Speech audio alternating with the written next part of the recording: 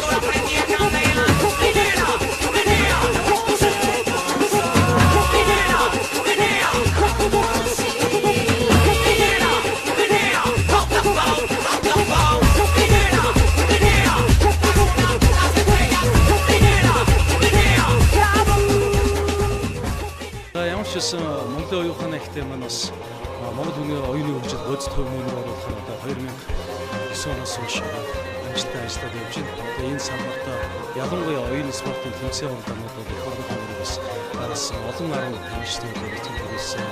Өнөөдөр бид маш олон төрлөөр аврагууд тавьж чадсан. Олон улсын цээж бол доктор, уншлаг гэх маш олон төрлөөр. Тэгээд бид бүхний бас нэг үйл ажиллагааны өрөөнд хийх ёстой нэг зүйл бол сургуулийн өмнөх насны хүмүүсийн хөтөлбөрийг өргөж одоо багаасны сурц гарга барилт одоо сурц гарга барилыг олох үүднээс ажиллах ёстой маа гэдэг өнгөрсөн жилээс бид нэг цэцэрлэгүүдэд хэрэгжүүлж эхэлсэн байгаа. Тэгээд Монголын оюуны академийн хөтөлбөрийг хэрэгжүүлж бяцхан сонор цэцэг гоц жаалуу цэцэргийн хүүхдүүдийн дунд хороо тэмцээнүүд чээж болдог спорт урлагийн тэмцээнүүд маш амжилттай болж ингэж өндөрлөө. Тэгэхээр энэ тэмцээний хувьд болохоор хүүхдээ оюуханыг цээж бодлын тусламжтайгаар хөгжүүлэх одоо ритмэт эсвэл хамрагц хүүхдүүд маань одоо Асан дэгч томчуудын одоо хийж чадхаар үнэхээр хүн хүн даалгавраас хийж одоо үнэхээр гайхшруулж чадлаа. Өөрөөр хэлбэл энэ төрлийн тэмцээнд 2 цэцэрлэгийн нийт 105 хүүхэд өрсөлдөө. За тэгээд энэ дээр бас 2 хэсэг хуваагдсан. Сэдвээ бүрэн үзээгүй нэг хэсэг 35 хүүхэд, сэдвээ бүрэн үзсэн 70 хүүхэд хэсэг хуваагдаад өрсөлдөө.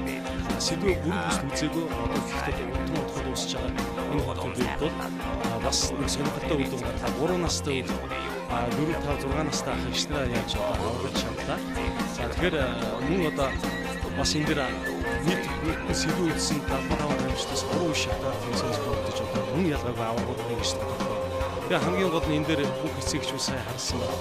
Ер нь 2 оронтой 8 тоо 10 тоо ердөө нэг секундын давтамжтай туулаар гарч иж чадах хүүхдүүд одоо бүгд энэ хариунуудыг амжилттай гаргаж цаасан дээрээ бичиж бүгд самбар дээрээ бичиж өргөж явнаас хүмүүс бас сайхан таалагдсан. Өөрөөр хэлбэл бид нар хүүхдэд математикийг тоог 5 дээр нэгэн 5 тэнцүү 10 гэж заадаг юм. Тэгээ ингэж заах юм бол тухайн ангид бол 2-3 хүүхд ойлгуулаад бусд нь бол хоцрогдолтой энэ дээр дуус хүмүүст төрөхгүй те залхаж өгнө. Гэвч хүүхдийн тарих хүний тарих яаж ажиллах, хүүхдийн тарих яаж ажиллах, сурц аргуудтай холбоотой энэ арга техникүүдийг зөв хослуулж өгснээр өдөрт 10-15 минутын хичээлээр энэ хүүхдүүд нь ингэж гайхалтай төвшин ингэж хөгжиж байгаа.